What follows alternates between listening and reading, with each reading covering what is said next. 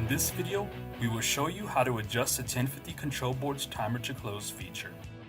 First, press the delay button.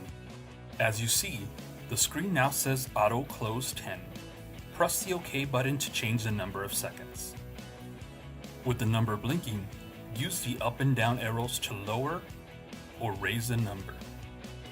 In this example, we will set it to 15 seconds. Now press OK to submit the change. To exit this feature, press the display button, then OK. Finally, we are free to test the procedure by pressing the open button.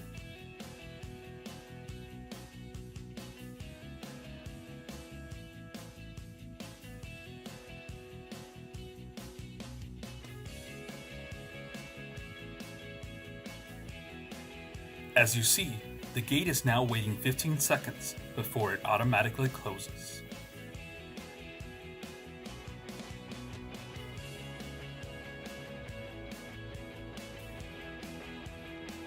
And now, you have successfully adjusted the 1050 control board's timer to close feature.